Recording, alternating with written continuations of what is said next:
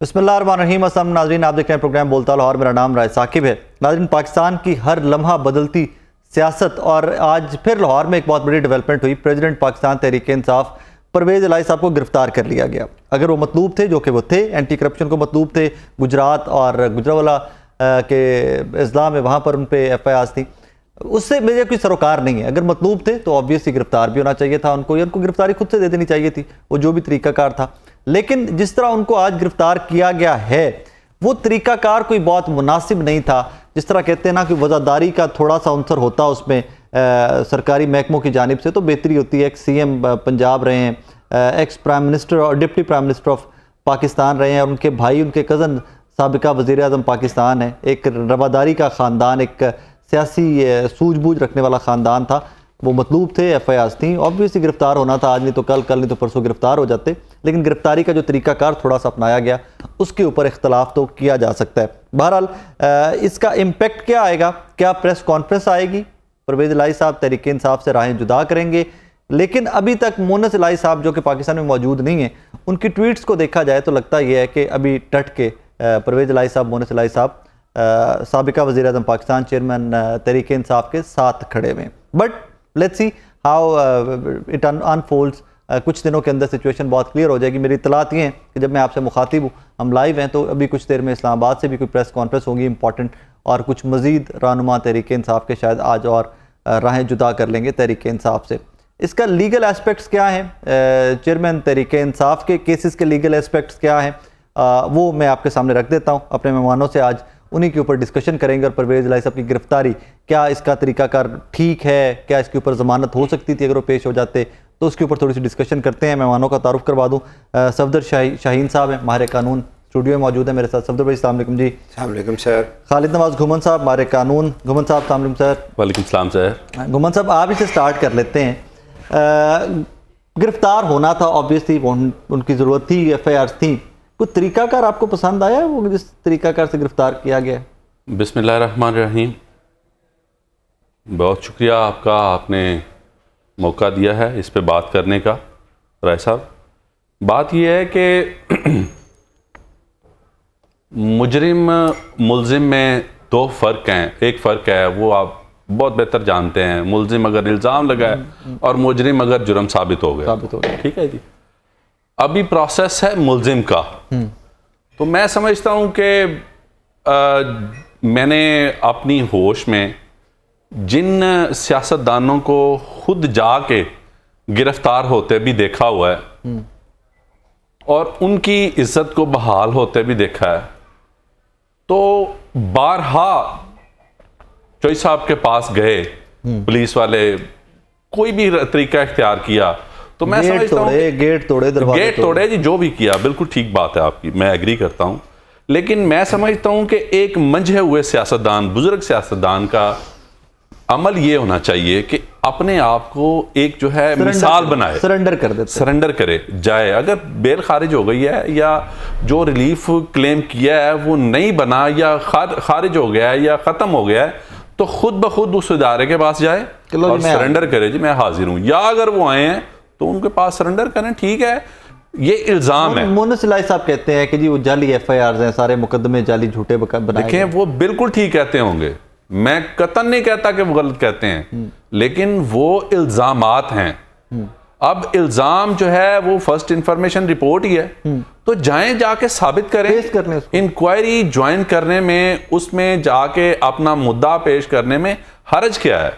और ऊपर से ये भी है कि जब इन्होंने बेल्स करवाई हैं, तो ये जो इंटरम रिलीफ होता है ना जी, बेल बिफोर अरेस्ट, उसके प्री रिक्विजिट्स में ये है कि आपने बेल करवा के यहाँ से श्योरिटी बॉन्ड दाखिल करके रोक कर लेके तो मुतलका इन्वेस्टिगेशन ऑफिसर के पास जाना है और इन्वेस्टिगेशन ज्वाइन करनी है।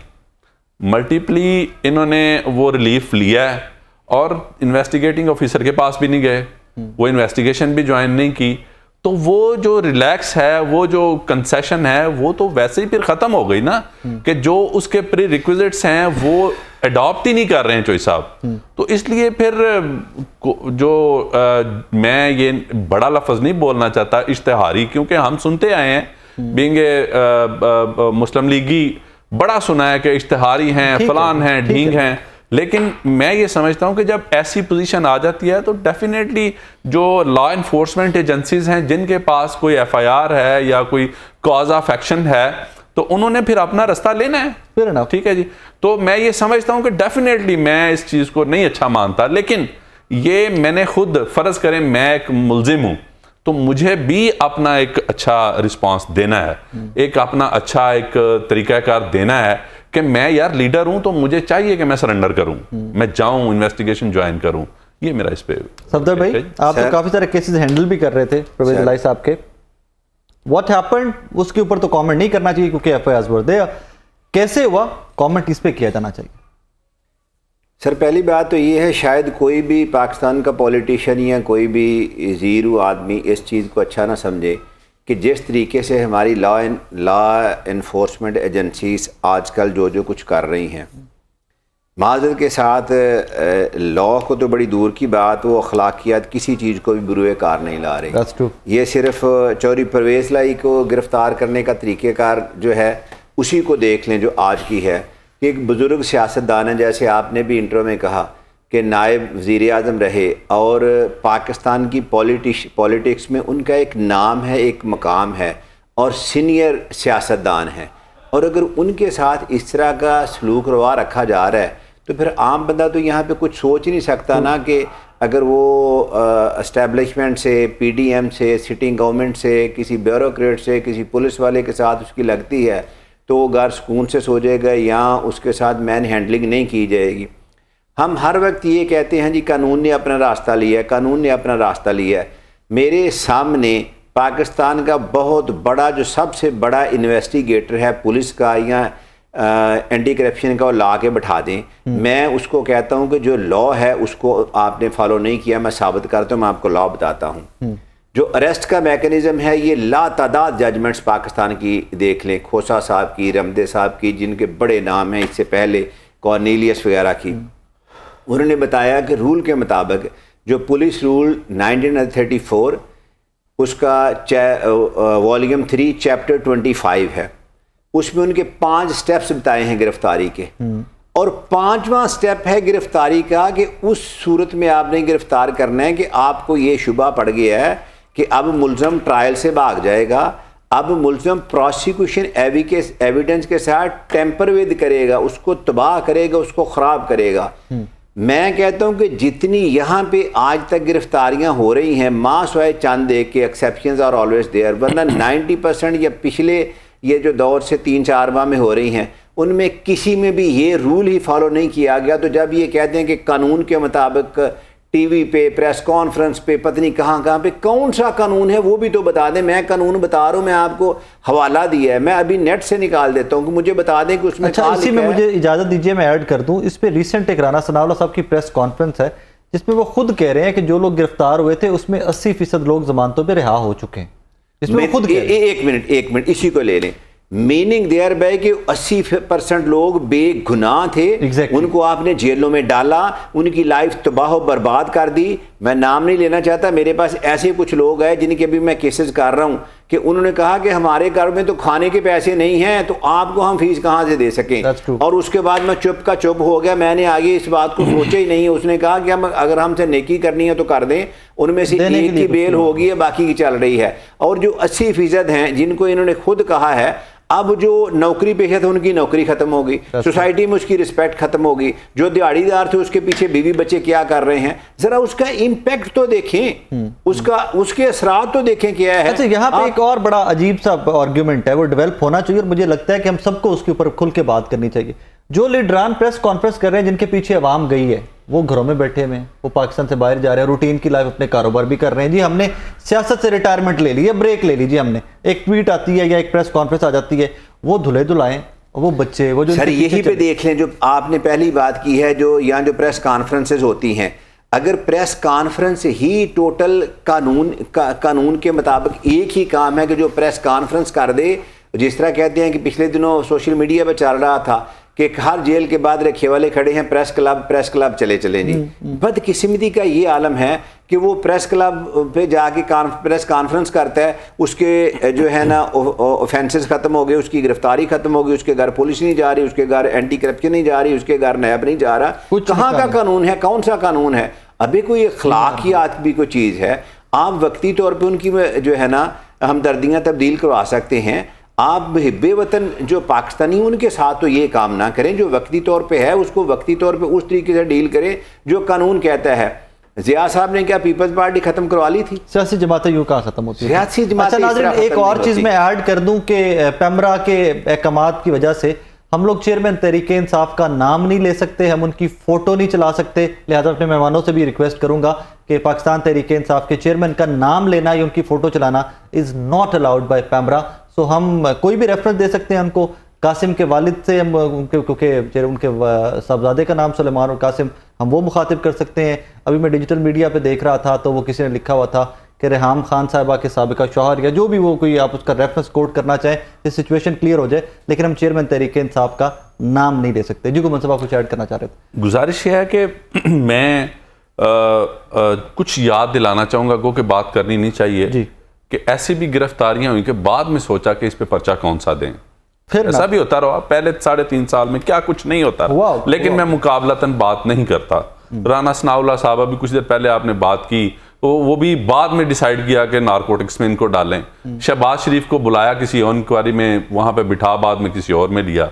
मल्टीपल चीजें ऐसी मौजूद हैं। नंबर 1 बात यह है। दूसरा मैं इनको भाई को बताना चाहूँ कि 154 भी है, ज़ाब्ता फौजदारी हमारा एक 154 है, जिसमें क्लियरली पहले भी 1-2 दफ़ा मैं इस पे बात कर चुका हूं कि अगर हमारे लॉ पे जाएं तो वो लॉ यही है 154 के फर्स्ट इंफॉर्मेशन रिपोर्ट है, पहले अपनी इन्वेस्टिगेशन कंप्लीट करें। लेकिन क्या 1947 से लेके आज तक चलें, वो तो एक ब्लैक डेज थे ना, वो ये 3.5 साल गुजरे, क्या 154 पे इन्होंने कोई ऐसी एक्सरसाइज की कि अगर किसी को मुल्ज़म ठहराया जा रहा है तो उसके मुताबिक उसको एक खड़े होने का, बात करने का पुलिस सिस्टम में मौका दिया जाए, तो उसके बाद फिर उस पर अगर केस साबित होता है तो गिरफ्तारी करें। कभी भी नहीं ऐसा हुआ, ठीक है ना, ऐसा कोई यहाँ पे कोर्स मौजूद है और उसी कोर्स को जिसको आप लेके चले यार, आज इस पे अमल दरामद हो रहा है, आप पे हो रहा है, तो इसमें फर्क क्या है? वो सारे बराबर हैं, सारे इन्होंने मीट करना है, सारा कुछ सिलसिला है, सब इस चीज के हिस्सेदार हैं। दूसरी बात यह कि मैं इनको और जरा आगे लेके जाऊं तो साहिवाल केस भी शामिल है इसमें, जिसमें पता ही कोई नहीं है और उसको एक्सिक्यूट किया है इन्होंने। बाद में इन्हीं की हुकूमत में उनको बाइज्जत बरी भी किया गया जिन पे इल्जाम था, ठीक है। अब बात यह है कि ये चीजें वो ब्लैक डेज हैं, चाहे उससे पहले इसको फ्लॉड लॉ कहूं मैं या इसमें कहूं कि लॉ के लूप होल्स हैं, इसको क्या मतलब व्हाट इज द, मैं इस पे यहां पे छोटी सी बात यहां पे करूंगा एक कि 2016 में या 17 में मैं अमेरिका था, तो वहां पे एक बहुत बड़ी एक वेव चली थी ब्लैक्स को मारने की, ठीक है। पुलिस वाले ने उसकी बीवी शोर कर रही थी कि इसके पास कुछ नहीं है, असला नहीं है, तो उसके बाद वो इंटरनेशनल वेव, ठीक है, वो इंटरनेशनल वेव चली थी। और उस वेव के पीछे जब ये इशू उसमें वो क्या स्टेट थी उनकी, मिशिगन, सॉरी न्यूयॉर्क के साथ ही है, न्यू जर्सी के में ये इशू हुआ, तो न्यूयॉर्क में दोबारा एक ऐसा उन्हीं दिनों में एक और इशू हुआ। बात ये है कि लॉ एनफोर्समेंट एजेंसीज हैं वो स्टेप आउट करती है अपनी लिमिट से, हदों के यूज से आगे बाज़ औक़ात स्टेट रेट ऑफ स्टेट कायम करने के लिए ये होता है, लेकिन यहाँ पे मामला वो नहीं है, इसको जस्टिफाई ना किया जा सकता, नहीं जस्टिफाई नहीं किया, लेकिन 2 बातें हैं, यहाँ पे मामला वो नहीं है। क्या मतलब रेहाम खान साहब के पहले शोहर को जो है मौके नहीं दिए गए थे कि आप अदालत में पेश हों, आप बेल करवा लें, बेलें जाके रखी हुई हैं और फिर भी पेश नहीं होते। फिर जज साहब आज 10 बजे तक आ जाएं, रात 10 बजे तक आ जाएं, 6 बजे तक आ जाएं। मैं ईमानदारी की बात है, कतन में एक्यूजेट नहीं कर रहा। थोड़ा सा ना ये जो केसेस हैं, ये जो एंटी करप्शन वाले केसेस हैं, इनकी तफसील अगर आप लोगों के पास थोड़ी सी है तो मुझे परवेज अली साहब जरा ये बता। मैं उसी तरफ आने लगा था। ये केस प्रेस कॉन्फ्रेंस वाला नहीं है, ये केस किकबैक्स वाला है।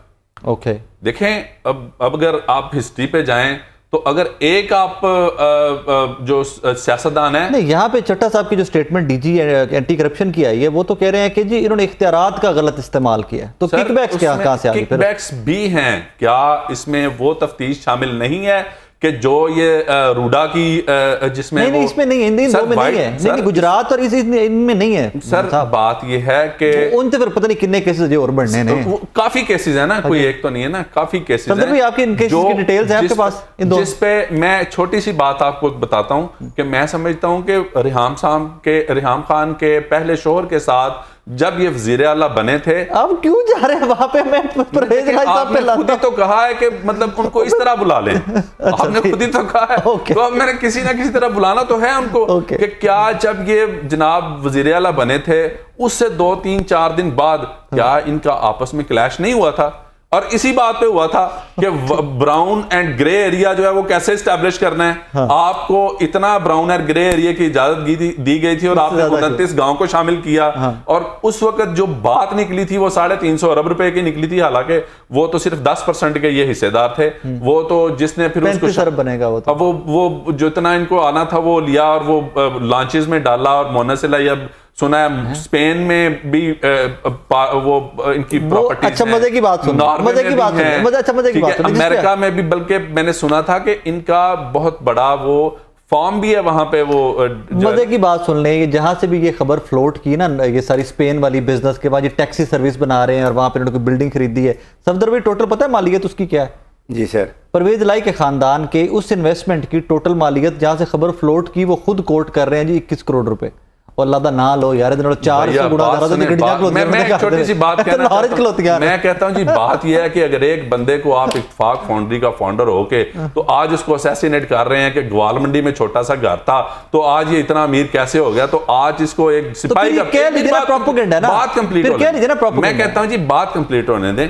सिपाही का बेटा था, ठीक है, जो उस वक्त जायदाद थी वो भी पटवार खाने में पता है कि कितनी जायदाद थी, तो आज अरबों खरबों के मालिक हैं, ठीक है, ग्रैंड क्रूजर्स हैं, तो कहां से आया वो?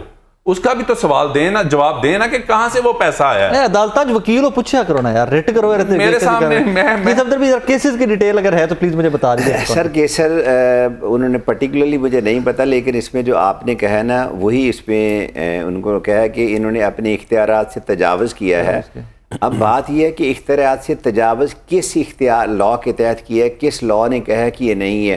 जिस तरह 154 का कहा है, 154 में कोई ऐसी चीज़ नहीं है और ना मैं उसको सपोर्ट करता हूँ कि वो जो पहले थी ठीक थी अब उसको ख़राब हो गई है, कि अब वो पहले उम्रा का नहीं किया था अब उसने उम्रा कर लिया है।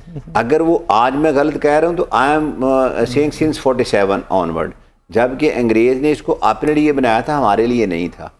अब 5247 जो है ना, ये भी एक वेग सेक्शन है।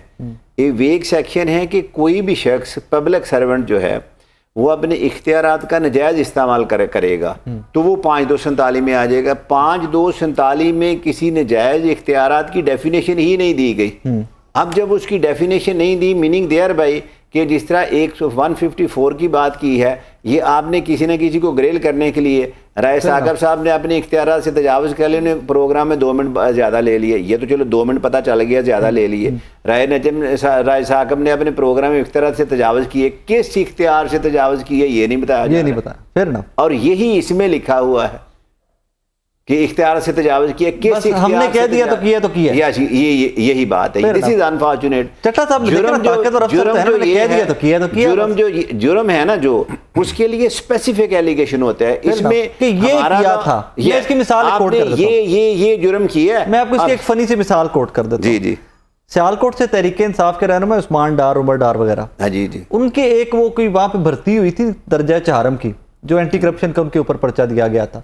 उसके ऊपर दर्जा चहारम की भर्ती जो थी उसमें कहा गया कि जनाब उमर डार साहब के भाई ने 2.5 लाख रुपया लिया, और उस बंदे से बयान भी दिलवा लिया गया कि जी मैं फलां सी, ये सी, वो सी। वो बाद मुकर गया, उन्हें कहा भाईजान मैं कुछ नहीं दिता, मैं तो पुलों से लितरा चलिया, मैं बयान दिता जे, मैं तो वैसे भर्ती रेगुलर हुआ, दरखास्त दी तो उन्होंने भर्ती हो गया मैं। अब दर्जा चहारम के ऊपर, अब वहां पे कम से कम आपने स्पेसिफाई तो कर दिया कि आपने पैसे लिए थे भाई। यस। आपने वो इसलिए गलत साबित हो गया, स्पेसिफिक किया ना।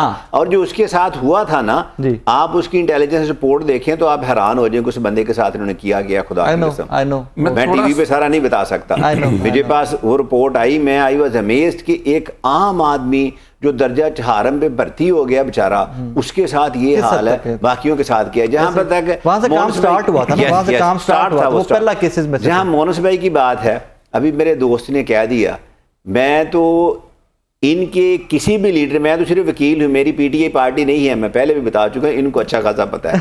मैं वकील जरूर हूँ पीटीआई का, चौधरी साहब का, मैं केसेस करता हूँ। कल को आप नून लीग के केसेस भी करेंगे? बिल्कुल। बल्कि मैं केस में, हमारे एमएनए जो आजकल मिनिस्टर है वो मुझे एक केस में मिले इस्लामाबाद, तो मुझे कहने लगे कि आप इधर किधर चले गए, आप हमारे केसेस करें। मैंने कहा जब आप देंगे इधर आ जाऊंगा। बिल्कुल, इसलिए मैं प्रोफेशनल आदमी। बिल्कुल ठीक है, बिल्कुल। मोनस भाई का जो कह रहे हैं, ये देखिए कहने को बड़ा आसान है, साबित करना बड़ा मुश्किल है, बल्कि नामुमकिन है। किससे पैसे लिए, किसने दिए, यहाँ पे जितने मर्जी प्रोपेगेंडे कर लें, किसी को मुंह को रोका हुआ है? नहीं, कोई भी नहीं रोक सकता। कोई नहीं डॉक्टर ने मार खा लिया। 10 वालियम बने हैं, 10 वालियम बने हैं, यही बातें थी तो साबित हुआ कि बात ये नहीं थी। मैं छोटी सी बात मैं अपने भाई को थोड़ा सारा बता देना चाहता हूं कि at the time of argument made before the mister justice dB, जो चीफ जस्टिस साहब हैं, साथ मोहसिन कियानी ने ही सजा दी। मोहसिन कियानी वाले बेंच ने उसके बाद चीफ साहब के साथ मिलके इस सजा को खत्म किया। ठीक है जी। अब बात क्या है कि उस वक्त एक आर्गुमेंट मैं बता देता हूं, ज्यादा डिटेल में नहीं जाऊंगा, कि आर्गुमेंट ये हुए कि कैलिबरी फॉन्ट है क्या, कब बना, क्या उस बंदे की जो इसका फाउंडर है जिसने ये बनाया उसकी स्टेटमेंट ऐड ऑन की गई है? उसने कहा जी नहीं। उसने कहा तो फिर कैसे आपको पता चला कि ये कितने कब बना और क्या इसकी इंफॉर्मेशन है, क्या सिस्टम है? वो कहता है जी किसी को बस उन्होंने लिख दिया है तो बस लिख दिया। नहीं ऐसा नहीं, मैं बताता हूं, मैं इन्हीं की बात को आगे बढ़ाता हूं, मैं बताता हूं, ये नहीं है, मैं बताता हूं, मैंने केस पढ़ा, आप आर्गुमेंट्स का कह रहे हैं, आपकी फेवर की बात करने लगा। इसी में ऐड तो करने देना। उसमें इशू ये आया था, उसमें ये लिखा हुआ है कि हम कैलबरी फाउंड के जो फाउंडर है उसका बयान कैसे रिकॉर्ड करें, इन्होंने उसको लेटर भी लिखा था, उन्होंने पाकिस्तान आने से इनकार कर दिया था। मैं इन्हीं की बात को आगे बढ़ा रहा हूँ। फिर इन्होंने जो उसकी स्टेटमेंट नेट पे पड़ी हुई है वो डाला था, तो उस बात पे कहा था कोर्ट ने कि नेट से कोई उठा के ले आए। इन्होंने अपनी तरफ से प्रोसेस पूरा किया था और वो नहीं लग सकता था। मैं इनकी बात से कॉन्सेंगुइन हूँ, लेकिन इन्होंने लगाया, उसका रिजल्ट आपके सामने आ गया। नहीं हो सकता। कितनी देर उसने भुगता? 6 माह उस औरत ने जेल काटी। लीडर अपनी की बात कर, जी मैं अपनी लीडर की बात कर रहा हूं। उन्होंने इस पे सजाएं देंगे इसको, मैं मुल्ज़म की बात, सर मैं मुल्ज़म की बात कर रहा हूं, मैं मुल्ज़म की बात कर रहा हूं, मैं मुल्ज़म की बात कर रहा हूं ना, जिसको मुजरम बनाया गया, जो कि बाद में साबित हुआ कि मुजरम भी गलत बनाया गया है। ठीक है जी। अब उन 6 माह का कौन हिसाब दे? खुद आया आके, लीडर थी, ठीक है, वो 3 दफा का वजीर आजम था, ठीक है, इस मुल्क के लिए अल्हम्दुलिल्लाह जो कुछ भी किया, इंफ्रास्ट्रक्चर दिया, वो एक अलहदा बात है, लेकिन आके उन्होंने खुद गिरफ्तारी दी। तो चोई साहब को ऐसा क्या मसला था? यही मुल्क है, यही उनकी फौज है, यही उनके लॉ एनफोर्समेंट एजेंसीज हैं, इनको उन्होंने क्या कह देना था? खुद जाके गिरफ्तारी। एक छोटा सा ब्रेक लेना है मुझे, ब्रेक के बाद वापस आएंगे। तो पाकिस्तान तहरीक इंसाफ की खवातीन वर्कर्स जो गिरफ्तार हुई हैं, मेरे पास ये 13-14 की एक लिस्ट है। ये 96/23 सर्वर रोड में FIR जो थाना सर्वर रोड में थी, उसमें ये गिरफ्तार थी। इनकी शनाख्त हो चुकी है। फर्दर प्रोसेस क्या है वो इसके ऊपर थोड़ी सी बात करेंगे। और सेकेंडली एक क्लिप जब गिरफ्तारी हुई थी परवेज लाई साहब की, तो उस एग्जैक्ट उस टाइम के 15-20 मिनट बाद मैं ऑन स्पॉट गया था, तो वहाँ से उनकी गिरफ्तारी का जो सारा वकूआ था, हुआ कैसे था, वो एक छोटा सा क्लिप भी हमने वहाँ से रिकॉर्ड किया था। वो भी इस ब्रेक के बाद वापस आएंगे तो वो भी आपको दिखाएंगे। हमारे साथ रहिएगा।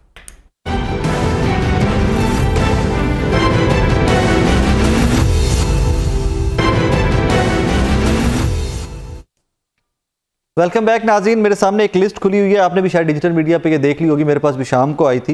ये खवातीन जो तहरीक इंसाफ की गिरफ्तार हुई थी और इनकी शनाख्त परेड मुकम्मल हो गई है। ब्रेक में हम इस पर बात करें सफदर भाई, अगर मैं इस पर भी ज़रा शनाख्त परेड का कानून है क्या और इसमें कानून को कैसे तोड़ा मरोड़ा जा रहा है, उस पर थोड़ी सी बात करते हैं। लेकिन मैं पहले आपको नाम पढ़ के सुना दूँ। ये 13 खवातीन हैं और ये सलमान शाहिद एडवोकेट हैं, ILF से इनका ताल्लुक़ है, बहुत एक्टिव हैं आजकल, नौजवान हैं। उन्होंने ये लिस्ट शेयर की है। सनम जावेद साहिबा जी, सबूही साहिबा, तय्यबा राजा साहिबा, मरियम मज़ारी साहिबा, आलिया मलिक साहिबा, खदीजा शाह साहिबा, हुमा सईद साहिबा, खदीजा नदीम साहिबा, खिलत अजीज़ साहिबा, इरम अकमल साहिबा, मुमताज़ बीबी साहिबा, आयज़ा मसूद साहिबा एंड महा मसूद साहिबा। ये 96/23 FIR थी थाना सर्वर रोड में और इन खवातीन की 13 की शनाख्त परेड हो गई है। शनाख्त परेड है क्या और आगे फर्दर प्रोसेस क्या है, इस पे ज़रा मैं सफदर भाई से बात करता हूँ। सफदर भाई, सबसे पहले तो मैं ये बताएं कि शनाख्त परेड जिनकी फुटेजेस हैं, जिनकी वीडियो या फोटो है, उनकी शनाख्त परेड की ज़रूरत होती है? सर कतई नहीं होती। बदकिस्मती का ये आलम है कि जिसको हम कहते हैं कि कानून के मुताबिक, ये कानून के मुताबिक तो है, कानून के मुताबिक नहीं है। कानून और है, कानून वो होता है जो मैं कह देता हूँ वही होएगा, दिस इज़ कॉल्ड कानून। जो कानून है वो है जो बुक्स में लिखा हुआ है, और उसके मुताबिक ये नहीं हो सकती। अब मैं इसको उसका बेसिक कॉन्सेप्ट बताता हूँ जी। शनाख्त परेड का कानून अगर पढ़ें, ये आपको बड़ा क्लियरली जो है ना हाई कोर्ट रूल्स उनमें डिफ़ाइन किया हुआ है। वॉल्यूम 3 शायद 22 है, चैप्टर एग्जैक्ट याद नहीं है। उसमें लिखा हुआ है कि उस अक्यूज़ का या अलेज्ड क्रिमिनल की आप शनाख्त परेड करेंगे जिसका चेहरा किसी ने नहीं देखा, जिसने जुर्म रात को किया है, या जिसका नाम नहीं पता, और किसी एक आध बंदा कोई ऐसा है जो ये क्लेम करता है कि मैं उसको पहचान सकता हूँ, मैंने उसको देखा है। अब बदकिस्मती का आलम ये है कि जो फुटेजेस टीवी चैनल ने चला के उनकी टेपिंग घिसा दी हैं, अब उनकी आपने शनाख्त परेड करवानी शुरू कर दी हैं। जो फुटेजेस सोशल मीडिया पे हर शख्स ने कुछ 100 दफ़ा देख ली हैं, उनकी आप शनाख्त परेड कर रहे हैं। और शनाख्त परेड किन से करवा रहे हैं? वही लोग जो उनको थानों में मिलते रहे हैं, वही लोग जो उनको कस्टडी के दौरान मिलते रहे हैं। शनाख्त परेड किन्होंने की है? अगर शनाख्त परेड आपने करवानी है उन लोगों से, वहाँ पे जो कोर कमांडर थे उन्होंने देखा था, उन्होंने तो शनाख्त परेड नहीं की। अगर शनाख्त परेड आपने उन्हीं से करवानी है जो उनके साथ वहाँ पे प्रोटेस्ट कर रहे थे, वो उनको वैसे जानते थे, फिर उसका भी मकसद कोई नहीं। ये सिर्फ और सिर्फ ये एक डिवाइस है लोगों को मिलाइन करने के लिए, लोगों को खराब करने के लिए। थोड़ा सा कंफ्यूज हो गया क्योंकि जो मुझे बताया गया एटीसी में, मैं ये सारे केसेस परसू करता रहा हूँ, मैं डेली रिपोर्ट करता रहा हूँ, एटीसी जाता रहा हूँ, जो हमें बताया गया कि जी ये खवातीन या जो लोग गिरफ्तार हैं, तहरीक इंसाफ के वर्कर्स हैं, मजिस्ट्रेट साहब जेल में जाएंगे, वो जाके शनाख्त परेड करेंगे। मतलब मुझे ज़रा बताइए कि मजिस्ट्रेट साहब कैसे जाएंगे और जाकर शनाख्त परेड करेंगे? क्या मजिस्ट्रेट साहब ऑन स्पॉट थे वहाँ पे? मतलब जो मुझे इसकी समझ आती थी कि शनाख्त परेड ये है कि बंदा पहचानना कि ये बंदा वहाँ पे था या नहीं था, या मजिस्ट्रेट साहब वहाँ पे जाके ये करेंगे कि वो फुटेज सामने रखेंगे, जो फुटेज या जो वीडियो उनके पास है या फोटो उनके पास है? नहीं, ऐसा नहीं राय साहब, मैं आपको बताता हूँ जी। मजिस्ट्रेट साहब ने की ये ड्यूटी होती है, वो शनाख्त परेड का जो प्रोसेस है उसको उन्होंने मॉनिटर करना। बहुत अच्छा आपने पॉइंट उठाया। मैं शनाख्त परेड का बुनियादी बताता हूँ होती कैसे है। शनाख्त परेड जिसकी होनी होती है, सबसे पहली बात यह कि जब उसको गिरफ्तार किया जाता है, उसके मुंह को मफल्ड करके किसी को भी नहीं देखने देते, इवन नॉट आईओ। ये कानून कह रहा है, मैं नहीं कह रहा। फिर उसको जेल में जाके छोड़ दिया जाता है, और जेल में भी उससे किसी की मुलाकात नहीं हो सकती। जेल में उसकी किसी की मुलाकात नहीं हो सकती। फिर जिस तरह उसकी शनाख्त परेड होनी होती है, एक वो जिसकी शनाख्त परेड होनी है उसके साथ 8 डमीज बनाई जाएंगी। और 8 डमीज वो उसी तरह की होंगी जिस तरह का उसका फेस है, जिस तरह की उसके कपड़े हैं। और फिर जिसकी शनाख्त परेड होनी है, उस अक्यूज का इतना राइट कानून ने उसको दिया है कि वो उन डमीज को देखे और डमीज को देख के कहे कि हाँ ये ठीक है, ये मेरे चेहरे के साथ, मेरी बॉडी के साथ ये मुशाबत है, मेरे कपड़ों के साथ है, मेरे बालों के साथ है, तो फिर उसको फाइनल करेंगे। यहाँ उस लॉ का जो हाल किया जा रहा है वो सुन के हैरान हो जाएंगे। वहाँ क्या करते हैं, एक ही शनाख्त परेड होनी है, 7-8 बंदे उसके साथ, कुछ इधर खड़े कर दिए, कुछ इधर खड़े कर दिए, डमीज बनाते ही नहीं है। ये सिरे से यही गलत हो गया। ये कानून कहता है, ये सफदर शाहीन पीरजादा नहीं कह रहा। जब कानून कहता है तो जब कानून की बात करते हैं फिर उसी तरह करें। कानून ये है कि if law require something to do in a particular way, that must be done in that particular way, not otherwise. ये they are doing everything otherwise. अब ये प्रोसेस 3 दफ़ा रिपीट होना है। फिर जो आइडेंटिफायर है जिसने शनाख्त करनी है उसको किसी और कमरे में ले जाएंगे, फिर उन डमीज की आप सीक्वेंस चेंज करेंगे, और उसमें भी आप अक्यूज से पूछेंगे कि आपने किस जगह पे खड़े होना है, बैठना है, और डमीज कहाँ रखनी है। अगर वो तीनों दफ़ा मुकम्मल सही तौर पर आइडेंटिफाई करे तो फिर इसको आइडेंटिफिकेशन परेड कहेंगे। अगर वो तीनों में से एक दफ़ा भी नहीं कर पाता या 2 दफ़ा करता है, 1 दफ़ा रह जाता है, तो आइडेंटिफिकेशन परेड खत्म हो जाएगी। लेकिन यहाँ पे डमीज बना ही नहीं रहे बदकिस्मती से। अच्छा, कभी ये फॉलो होता रहा कि ये फॉलो होता रहा। जिन्हें अंग्रेज़ों ने ये बनाया था कानून, उस वक्त डमीज़ बनाई जाती थी, जिस वक्त उसकी शनाख्त परेड होनी होती थी उससे पहले एक दिन वहाँ पे कारवर जाता था, वो जो डमीज़ बनाते हैं उनको कहते हैं, वो जाके डमीज़ बनाते थे, उस तरह का कलर पेंट हर तैयारी करके फिर जब वो बंदा कहता था अब मैं मुतमईन हूँ, इनके बीच में मैंने खड़े होना है, यानी अक्यूज जो है उसको कहा जाता है फेवरेट चाइल्ड ऑफ लॉ, ठीक है, यानी कि कानून का पसंदीदा बच्चा है, तो उसको उतनी फेवर दी जाए जितना उसको कानून ने कहा है। कानून हमारे यहाँ आज भी वही है, लेकिन उसकी एप्लीकेशन बिल्कुल गलत है और बिल्कुल सिरे से नहीं हो रही। तो फिर तो इन सारी खवातीन को और जो 90 के करीब मर्द हज़रात है जिनकी शनाख्त हुई है, मतलब ये तो रगड़े में लगेगा ना फिर बेचारे। ये रगड़े ही लगने, इनको कुछ भी नहीं होना और इनको सजा नहीं हो सकती इस बुनियाद पे। इसमें नहीं हो सकती? नहीं नहीं नहीं नहीं, इस जो शनाख्त परेड है फॉल्टी है, ये शनाख्त परेड फॉल्टी है। जब आप वहाँ का मजिस्ट्रेट से सवाल करेंगे कि कितनी डमीज थी, उसके क्या क्या कलर्स थे, मजिस्ट्रेट वहाँ ही बेचारा फ्लैट हो जाएगा, कुछ भी, क्योंकि मजिस्ट्रेट ने सारा किया ही नहीं। मजिस्ट्रेट को तो डिप्टी सुपरिटेंडेंट जेल ने सारा, असिस्टेंट सुपरिटेंडेंट जेल ने करके आया, आज ही खड़े हो जाएं। ये ओरिजिनल है और ये 8 इसके साथ दूसरे हैं, वो दूसरे कमरे से बंदा लाया कि हालांकि उस बंदे को माजरत के साथ पहले ही दिखाया होता है हर जगह पे, और वो उनमें आगे कहेगा जी ये है। और सफदर भी अजीब सा मामला है यहाँ पे। तो इन खवातीन को ये जो 90 बच्चे शनाख्त हुई जिनकी, ये सारे के सारे ATC में पेश होते रहे, हमने देखे, हम उनकी वीडियोस टीवी पे चलाते रहे। मैं वही तो कह रहा हूँ कि सिर्फ इनको रगड़ा लग रहा है, इनको सजा नहीं हो सकती, सारी शनाख्त के सारा कुछ फ्रॉड है ये। मोहम्मद साहब, डू यू एग्री? सर नहीं, मैं ये एक पर्सपेक्टिव है इसका। ओके, देखें, मैं जिस तरह की बात पीरजादा साहब ने की है, इसका मतलब है केस तो ख़त्म हो गया, आर्मी एक्ट भी फारिग हो गया, आर्मी कोर्ट्स भी फारिग हो गई, इन्वेस्टिगेशंस ख़त्म हो गई। अच्छा, यहाँ पे थोड़ा सा एक सेकंड थोड़ा सा क्लैरिफाई भी साथ करते हैं, लोग कंफ्यूज ना हो जाए। नाज़रीन, 10-12 हज़ार के करीब गिरफ्तारियां हुई थी। मैं राना सनाउल्लाह साहब की प्रेस कॉन्फ्रेंस कोट कर रहा हूँ, खुद से कोट नहीं कर रहा। 10 से 12 हज़ार गिरफ्तारियां हुई थी, उनमें से 80% लोग जा चुके हैं।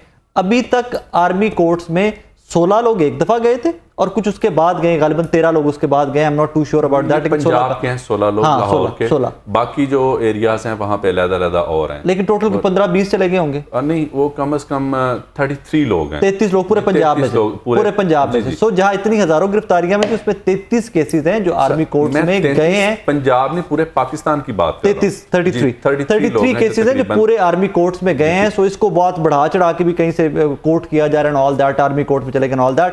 10,000 से ज्यादा गिरफ्तारियां थी, 33 केसेस हैं जो वहां पर रेफर हुए हैं, वहां पर गए जी। दूसरी बात देखें, बड़ा ना बात करना चाहूंगा, बड़ा एक एहतियात के साथ, बड़ी रिटें जाती हैं, ठीक है जी। यास्मीन राशिद को रिलीफ मिला है, एक दामाद को भी रिलीफ मिला है, दामाद को रिलीफ मिला ना, इन्होंने लेके दिया। दामाद को जिनको फैसलाबाद के दामाद हैं, वो उनको भी रिलीफ मिला, जो मैं नाम नहीं लेता जी, मैं डरता हूँ मैं क्या करूँ। सो बात ये है कि उनको भी रिलीफ मिला है। अब बात ये है आप ऐसे लोग डर गए तो क्या बनेगा सर? फिर मैं तो काम ही छोड़ दिया, मैंने टाइम नहीं जाया करना चाहता, मैं बात जो करना चाहता हूँ। आलिया हमजा ने जो बातें की वो अपनी वीडियोस में वो याद है आपको, ठीक है। सनम जावेद ने नहर पे दौड़ते हुए जो बातें की, तैयबा राजा ने 7 वीडियोस बना रही थी और 7 इंस्टिगेशन जो की, ये तो वो फैक्ट्स थे। अब बात करते हैं जो कह रहे हैं ना कि शनाख्त परेड, देखें वो ये नहीं कह रहे कि डमीज खड़ी करनी है, या वो ये कह रहे हैं कि चूंकि इस वक्त नया दौर है, वीडियोस बनती हैं, वीडियोस का बनाने का एक जो फार्मूला है ना, वो चैलेंज होना है, cut and paste, cut and fix वाला, एडिट ना हुई हो जी, एडिट ना हुई हो, ओके, ठीक है। फिर उनको फोरेंसिक करवाएं फिर ना जी, फोरेंसिक भी उसी का हिस्सा है। तो फिर सीधा फोरेंसिक में वीडियो भेजेंगे, बात ये है कि मैं उसी तरफ आने लगा हूं कि शनाख्त परेड का वो भी हिस्सा है कि फोरेंसिक भी होनी है, ठीक है ना जी। अब बात यह है कि सिर्फ एक पर्सपेक्टिव पे बात करके उस चीज को सबोटाइज कर दें, हुकूमत साहब जरा क्लैरिफाई करें ना, सिचुएशन को सिंपलीफाई कर दीजिए कि जो सफदर भाई ने सारा कुछ बताया है, जो सारी डिटेल बताई है, वो लेजिट है, वो ठीक है जी, डेफिनेटली ठीक है, वो ठीक है। लेकिन मैं दूसरा पर्सपेक्टिव भी साथ बता रहा हूं कि उन्होंने फोरेंसिक भी होना है उन वीडियोस में। मैं आसान कर देता हूं, मैं बिल्कुल जो है जी उसको और उस वीडियो के साथ मैच करना है। मैं बिल्कुल सादा कर देता हूं, मैं आपके लिए और आवाम के लिए बिल्कुल सादा कर देता हूं। दोबारा से क्वेश्चन करता हूं, लेट्स से जी कि खवातीन और 90 के करीब जिन लोगों की शनाख्त हुई है कि ये कोर कमांडर हाउस के आसपास मौजूद थे, वहां पे ये उस हजूम का हिस्सा थे या ये उस एहतजाज का हिस्सा थे, इन्होंने ये साबित करना है ना कि ये वहां पे थे। जी जी, सिर्फ ये साबित करना है। जी जी बिल्कुल। तो वो वीडियोस आ गई, जी बिल्कुल आ गई, वीडियोस आ गई, वो जज साहब के सामने भी आ जाएंगी, मजिस्ट्रेट साहब के सामने भी आ जाएंगी, और बाकी भी है जो उनकी अटॉर्नीज हैं, जो लीगल काउंसिल्स हैं, उनके सामने भी आ जाएंगे। तो ये स्टैब्लिश हो गया कि ये लोग वहां पे थे। तो देन व्हाई, यही पे फर्क है ना कि वीडियोस आ गई, ठीक है, क्या वो वीडियोस एडिटेड हैं? अगर एक बंदा खुद मान जाए कि मैं वहां पे था, अगर एक बंदा मान जाए कि मैं खुद वहां पे था, देन तो फिर तो जरूरत ही नहीं है। केस ही क्लियर हो गया ना जी, कि वो मान रहा है, कन्फेशन कर रहा है कि मैं वो जुर्मदार हूं, तो फिर बात खत्म, वो मुजरिम हो गया। नहीं, वहां पे था और जुर्मदार होने में दो अलग चीजें हैं। नहीं देखें, जब सजाएं या केसेस आगे को चल एक्सेप्ट कर रहा है कि अब उसका पार्ट ऑफ वहां पे दैट मौजूद होना ही जो है ना, वो मुजरिम नहीं बन जाएगा। जो उसके ऊपर इल्जाम है कि इसने आग लगाई है या डंडा पकड़ा है या जाते हुए फौजियों को रोड़े मारे हैं या पत्थर मारे हैं, कोई भी एक्टिविटी जो है, हूट किया, इवन कोई गाली दी है, कुछ भी किया, कुछ भी एक्टिविटी जो की है जी। सर पहली बात तो ये कि आर्मी एक्ट की जो ज्यूरिसडिक्शन है वो डिफाइंड है लॉ में। लियाकत केस है, उसमें सर्टेन पैरामीटर्स दे दिए हैं कि आर्मी एक्ट की ज्यूरिसडिक्शन कहाँ होगी। जो डबल डी इसमें अमेंडमेंट हुई वो सनसेट क्लॉज थी। सनसेट क्लॉज या डाइंग क्लॉज एक टर्मिनोलॉजी है जो यूज़ की जाती है कि ये एक्ट है, इस एक्ट ने, ये ऑर्डिनेंस है, इसने 90 दिन के बाद ख़त्म हो जाना है। ये ऑर्डिनेंस है, ये 4 माह के बाद ख़त्म है 120। इसी तरह सम टाइम ऐसा होता है जैसे आर्मी इंस्टॉलेशन या आर्मी के हमारे जवानों ने जिन्होंने ज़रब इतने सारे ऑपरेशन करके ये हमें जान छुड़ाई हमारी इन टेररिस्ट से, उस वक्त उसमें अमेंडमेंट की गई थी और वो अमेंडमेंट सिर्फ 2 इयर्स के लिए थी। उस अमेंडमेंट के बाद वो अमेंडमेंट ऑटोमेटिकली डाई डाउन होगी, being a dying clause, being a sunset clause. अब वो क्लॉज एग्जिस्ट नहीं करती और उस क्लॉज में मीडिया में डिस्कस किया जा रहा है जो उसके तहत ज्यूरिसडिक्शन बनती है। ठीक है, वो ज्यूरिसडिक्शन ही नहीं बनेगी। अब आ जाएंगे, जब वो क्लास ख़त्म हो जाएगी तो फिर बाकी हमारे पास गाइडेंस क्या रह जाएगी। बहुत मशहूर व मरूफ केस है लियाकत केस, नेट पे अवेलेबल है, मैंने अभी भी निकाला, आपसे शेयर करता हूँ। उसमें सर्टेन पैरामीटर दे दिए हैं, उसमें आर्मी की डेफिनेशन, आर्मी इंस्टॉलेशन की डेफिनेशन, जो डेफिशिएंसीज आर्मी एक्ट में हैं वो उसमें दे दी गई सारी, और एक कंप्लीट मैकेनिज्म दे दिया गया। अगर उस लियाकत केस को आप एज इट इज़ अप्लाई करें तो प्रेजेंट जो सिचुएशन है वो कभी भी किसी भी सूरत सिविलियन पे शायद ना लग सके। उसकी वजह बताता हूँ। उसके लिए किसी भी एक्ट को जुर्म साबित करने के लिए उसकी मेंजरिया होता है, एक एलिमेंट है मेंजरिया, बदनीति कह लें। मिसाल के तौर पे एक बंदे को डायबिटिक फिट है, उसको पाँव काटने से ही उसकी जान बच सकती है, वरना नहीं बच सकती। डॉक्टर उसका पाँव काटते हैं, मैं आप गुमान साहब में जाकर मुबारकबाद देते हैं कि जान बच गई है। यही काम एक डाकू अंगूठी नहीं उतार पा रहा, उसकी उंगली काट दे 336 लाख के ना, तो उसको जो 14 साल सजा होती है। अब इसी तरह हम देखेंगे कि ये जो मॉब था, अब देखना ये है कि ये मॉब एक पॉलिटिकल एक्टिविस्ट का था या ये मॉब खुदा ना खास्ता कि पाकिस्तान आर्मी के खिलाफ था।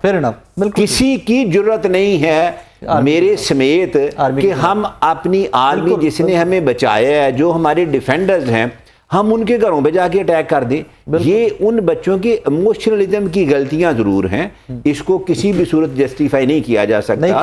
उन्होंने गलती की है, उस गलती की अब देखना ये है कि जिसने जितनी गलती की है, अब मैंने एक केस था वो मैंने पढ़ा लॉन्ग बैक, वो किस कोर्ट का था वो अभी नहीं बताऊंगा, उसको सजाए उम्र कैद दे दी गई। तो जब उम्र कैद दे दी गई तो उसमें रिव्यू फाइल हुआ तो पता चला कि ये पानी चोरी था, सिर्फ फाइल बड़ी थी, तो कोर्ट ने कह दिया इसको उम्र। ठीक है, अब वो ना करें, ऐसा नहीं।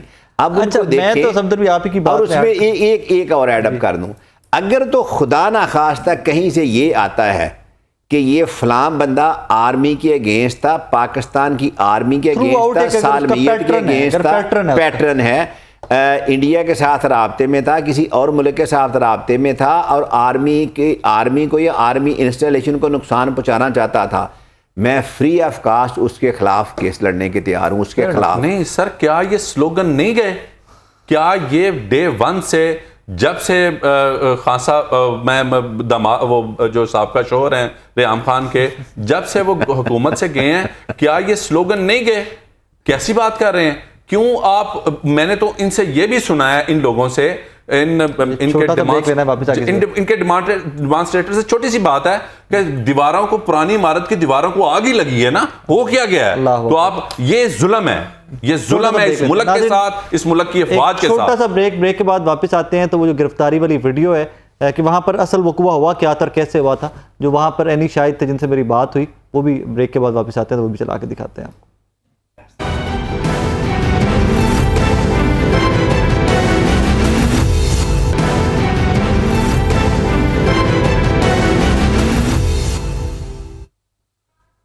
वेलकम बैक नाजरीन। जाते जाते एक और टॉपिक बड़ा अहम है जो उसने आजकल नेशनल हाई फिर से पकड़ी हुई है, उसके ऊपर थोड़ी सी बात कर लूँ। सफदर भाई की, खालिद भाई की मौजूदगी में, सीनियर काउंसिल हैं, सीनियर कानून के कुछ जानते वाले लोग हैं, तो मैं थोड़ी सी रहनुमाई इनकी ले लूँ जाते जाते। सफदर साहब, आजकल ऑडियो लीक्स के ऊपर फिर से बड़ा शोर मचा हुआ है और एक जजमेंट भी रिसेंट आई।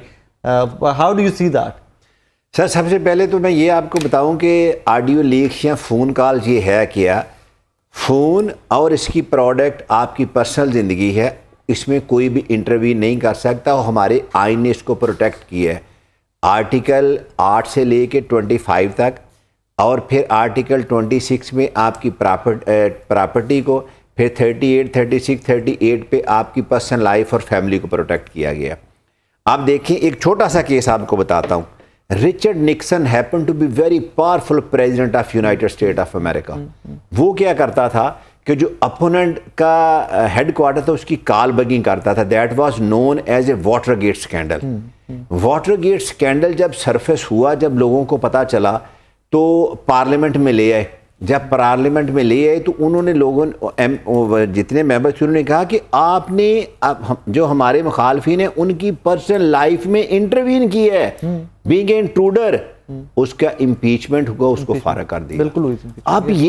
आप किस मुल्क के, हम 1 मिनट नहीं लगता तो हम 1 मिनट 15 दफ़ा कहते हैं यूरोप में ये होता है, अमेरिका में ये होता है, बच्चे ऐसे पढ़ते हैं। कुछ भी नहीं होता। अगर आप अपने घर से ये शुरू कर लें, चैरिटी बिगिंस एट होम, आप तहैया कर लें, मैंने आज के बाद झूठ नहीं बोलना, आस्ता आस्ता आज के मसाइब बाकी सब ठीक हो जाएंगे।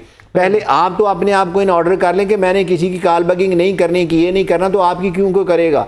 ये सारी हुकूमतें पाकिस्तान की बदकिस्मती के साथ करती रही हैं, और आज उसी का शाखसाना है कि आज वो बिजनेस जो पहले थोड़ा था वो बामे अरूज पे चला गया। लेकिन ये कल भी गलत था, ये आज भी गलत है, आने वाले वक्त में भी गलत होगा। ये आपकी प्राइवेसी को इंट्रूड करते हैं, जो कुरान और सुन्ना के खिलाफ है। सूरह हुजरात पढ़ें और अल्लाह की ज़ात से डरें। आपको एटिकेट्स, मैनरिज्म आ जाएंगे। आप किसी की पर्सनल लाइफ में कैसे इंट्रूड कर सकते हैं? कुरान और सुन्ना से गाइडेंस। खालिद भाई 1 मिनट है मेरे पास, कमेंट कर दें, फिर हमें वीडियो चलाना। सर, सिंपल सी बात है, नो वन कैन बी जज इन हिज ओन कॉज। जो बात आपने ऑडियो लीक की है, जो है ना प्रिविलेज कम्युनिकेशन, मेरे भाई उसकी ज़रा डेफिनेशन पढ़ लें कि वो किसकी होती है। मैं, ईमानदारी की बात है, ऑडियो लीक्स पे मैं एतबार नहीं करता, लेकिन इन्हीं के साहब का शोहर जो है ना, उन्होंने बड़ा ज़बरदस्त बयान दिया था कि ऑडियोज रिकॉर्ड होनी चाहिए। ISI को पता लगता रहता है कि जो जनाब, तो उस वक्त इतनी खूबसूरत बातें कभी की होती ना सफदर साहब ने, तो आज ईमानदारी की बात है, ऐसी बातें ना होती। किसी ऐसे लीडर हम किसी खातून के साबिका शौहर की स्टेटमेंट पे बात नहीं कर रहे, हम कानून की। मैं वही बात कर रहा हूं कि 4.25 साल में कभी इन बातों को ना किया होता तो आज उनके रिजल्ट यहाँ पे ना आए होते। लेकिन गलत तो है ना जी, डेफिनेटली गलत है ना। ये तो कम से कम किसी लीडर ने इसकी सिवाय गलत कहता था, मैं आज साहब का शोहर के किसी बंदे ने इस चीज को अप्रिशिएट किया है? किसी लीडर ने? मुझे ये बता दें। Thank you very much. नाजरीन, आज का शो आपने देखा। एंड में जाते जाते एक वीडियो है जो असल वकुआ था, वो थोड़ी एडिट होते हुए हमारे पास आते स्टूडियो थोड़ी सी लेट होगी वीडियो, तो एंड में हम वो चला रहे हैं कि परवेज इलाही साहब को किस तरह गिरफ्तार किया, अगर कैसे उन 3 गाड़ियों में कौन कौन था। वो ऑन स्पॉट जाके जो एनी शाहिद थे, मैंने उनसे कुछ इन्फॉर्मेशन लेकर रिकॉर्ड किया था। मुझे लगा कि वो इंपॉर्टेंट क्लिप है, आप तक पहुंचना चाहिए। अपना बहुत सारा ख्याल रखिएगा। और एंड में वो क्लिप जिसमें परवेज इलाही साहब अपनी फैमिली के साथ घर से निकले हैं और किस तरह उनको गिरफ्तार किया गया, थोड़ी सी ड्रामाई स्टोरी है, वो क्लिप आप देखिएगा। अपना बहुत सारा ख्याल रखिएगा। अल्लाह हाफ़िज़। नाज़रीन, मेरे पीछे आपको ये वो स्पॉट है, ये वो पॉइंट है जहाँ पर बैरियर लगाकर सील किया गया था ज़ोहरलाई रोड को। अब जिस तरह मैंने आपको बताया कि घर से 3 गाड़ियाँ निकलती हैं, आगे स्पोर्टीज है, पीछे क्रूज़र है, क्रूज़र के पीछे एक करोला है। इस स्पॉट के ऊपर आकर ये बैरियर जो साइडों पे कर दिए गए हैं, रोड खोल दी गई है, ये बैरियर यहाँ पर लगाकर रोड को सील किया गया था। तो सबसे आगे स्पोर्टीज थी। स्पोर्टिज ने हिट किया है इस बैरियर को, या पुलिस को देखकर शायद ड्राइवर कंफ्यूज हो गया हो और वो उसको समझ नहीं आया दैट टाइम क्या करना है। लेकिन एट द सेम टाइम इतनी शिद्दत से हिट नहीं किया गया कि बैरियर को तोड़ा जा सकता। जब ये हिट किया है उतनी देर में यकीनन शोर मचा होगा। तो ये इस घर में या इस घर के साथ मेन रोड के ऊपर, मेरी इतलात ये हैं, या इस घर के अंदर या इस घर के साथ आगे मेन रोड के ऊपर एंटी करप्शन के हुकाम बैठे हुए थे। जब गाड़ी ने हिट किया है उतनी देर में पुलिस भी यहाँ पर इकट्ठी होगी। इस नाके के ऊपर पुलिस अभी भी बैठी हुई है, लेकिन पुलिस इस तरह के स्पॉट पे बैठी हुई है, साइड पे, वो सामने आपको नज़र आ रहा होगा कि अगर आप इस तरफ से आएँ तो आपको पुलिस नज़र नहीं आएगी, और गालिबन आज भी यही हुआ है। जब हिट किया गया है, एंटी करप्शन वाले भी आ गए हैं, पुलिस भी यहाँ पर इकट्ठी हो गई है। आगे स्पोर्टिज है, पीछे क्रूज़र है, पीछे टोयोटा करोला है, और उस करोला के अंदर परवेज़ इलाही साहब की फैमिली है, उनकी बेगम और रासिक इलाही साहब, उनके साहबजादे जो हैं वो उस करोला के अंदर सवार थे। उसके बाद मेरी इतलात ये हैं कि 15 से 20 मिनट यहाँ पर भीड़ चलती रही है। वो वाइट क्रूज़र खड़ा रहे, एंटी करप्शन हुकाम जो हैं तोड़ने की कोशिश करते रहे गाड़ी के शीशे को, कि किस तरह के गाड़ी का शीशा तोड़कर हम दरवाज़ा खोलकर परवेज़ इलाही साहब को बाहर निकाल कर गिरफ्तार कर लें। ईंटें मारी गई हैं, रोड़े मारे गए हैं, पत्थर मारे गए हैं, जो किसी को मिला है दरवाजे के अंदर, वो शीशे के अंदर मारा जाता रहे, लेकिन शीशा तोड़ने में कामयाब नहीं हुए। उतनी देर में जब ये 10-15 मिनट मामला चलता रहे तो उसके बाद परवेज़ इलाही साहब ने लेफ़्ट साइड का जो मिरर था या जो विंडो थी उसको नीचे किया, विंडो को नीचे किया है, तो उतनी देर में दरवाज़ा खोल लिया गया। यकीनन किसी ने हार अंदर डाल लिया होगा, अनलॉक कर लिया होगा और दरवाज़ा खोल लिया गया। दरवाज़ा खोला, आगे आइए ज़रा तो मैं आपको दिखाऊँ। दरवाज़ा खोला गया और उसके बाद मेरी इतलात ये हैं, जो एनी शाहिद मौके पर मौजूद थे, ऑब्वियसली वो कैमरे पर नहीं आना चाहते। उसके बाद ये बैरियर आ गया। इस बैरियर के बाद इस स्पॉट के ऊपर इस स्पॉट के ऊपर आगे एक डाला और डाले के पीछे एक करोला खड़ी हुई थी। पुलिस का डाला होगा या एंटी करप्शन का डाला होगा, और उसके पीछे एक करोला इस स्पॉट के ऊपर खड़ी हुई थी। जब परवेज़ इलाही साहब को यहाँ से गाड़ी से निकाल लिया गया है तो वो एक फुटेज आपने गालिबन अब तक देख ली होगी, टेलीविज़न पे चल रही है कि वो दोनों तरफ से पुलिस हुकाम ने उनको पकड़ा हुआ है और वो उनको लेकर गए हैं। मतलब जो एनी शाहिद है वो ये बताते हैं कि परवेज़ इलाही साहब के पाँव ज़मीन पे लगने नहीं दिए गए। मतलब उनको घसीटने का लफ्ज़ मैं नहीं इस्तेमाल करूँगा, लेकिन साबिका वज़ीर आला पंजाब को यहाँ से पकड़ कर आगे ले गए हैं, करोला में बिठाया गया, डाले में नहीं बिठाया गया, और उसके बाद एंटी करप्शन हुकाम यहाँ से लेकर उनको चलते बने हैं। ये अब से कुछ देर पहले का डेवलपमेंट है। अब इसके आगे फर्दर क्या डेवलपमेंट्स होंगी, सियासी ऊँट किस करवट बैठेगा, क्या परवेज़ इलाही साहब प्रेस कॉन्फ्रेंस करेंगे या नहीं करेंगे, वो कहानी एक अलग से है। लेकिन आज परवेज़ इलाही साहब के जो रिहाइश का है ज़ोहरलाई रोड, इसको ट्रैफिक के लिए बड़े दिनों के बाद खोल दिया गया है, क्योंकि वो गिरफ्तारी जो मुअम्मा बनी हुई थी कई दिनों से, वो आज गिरफ्तारी अमल में आ गई है। अब यहाँ पर पहला सवाल मेरे जहन में ये आता है कि क्या परवेज़ इलाही साहब इतने दिनों से अपने घर में थे? अगर घर में थे तो पुलिस ने बार बार, एंटी करप्शन ने बार बार ऑपरेशन किया, बार बार घर के अंदर दाखिल हुए हैं, तलाशियाँ लेते रहे, तो परवेज़ इलाही साहब कहाँ पर छुपे हुए थे? यहाँ पर कुछ जो मुलाजमीन या स्टाफ है या जो इत्तलात मिल रही हैं वो तो ये कह रहे हैं कि जी परवेज़ इलाही साहब ने डॉक्टर को चेक करवाना था, तो चेक करवाने के लिए परवेज़ इलाही साहब घर से निकले थे। कुछ लोग ये भी कह रहे हैं कि यहाँ से शायद भाग कर वो फ़रार होना चाह रहे थे और फर्दर वो किसी और स्पॉट पे शिफ्ट होना चाह रहे थे। लेकिन अब ये मुअम्मा है, इसकी कहानी है सिर्फ, इसका किसी के पास कोई क्रेडिबली नहीं पता। हाँ, एक और चीज़ कि जब गाड़ी तोड़ी जा रही थी, शीशा तोड़ा जा रहा था, तो परवेज़ इलाही साहब की फैमिली, जिसमें ख़वातीन भी हैं, वो फैमिली निकल कर गाड़ी के पास आ गई, लेकिन उन लोगों ने बहुत ज़्यादा रजिस्ट नहीं किया, क्योंकि रासिक इलाही साहब, उनकी बेगम क्या रजिस्ट कर सकते थे। तो उन्होंने उस टाइम पे गिरफ्तारी अमल में आई है, वो लोग यहाँ से पैदल चलते हुए वापस अपने घरों को चले गए हैं, और परवेज़ इलाही साहब को यहाँ से एंटी करप्शन की टीम जो है वो यहाँ से गाड़ी में डालकर ले गई है। थोड़ा सा आपको फर्दर बता दूं कि परवेज़ इलाही साहब के ऊपर गुजरावाला और गुजरात, इस रीजन में एंटी करप्शन में मुकदमात हैं जिनमें वो मतलूब थे, काफ़ी दिनों से मतलूब थे।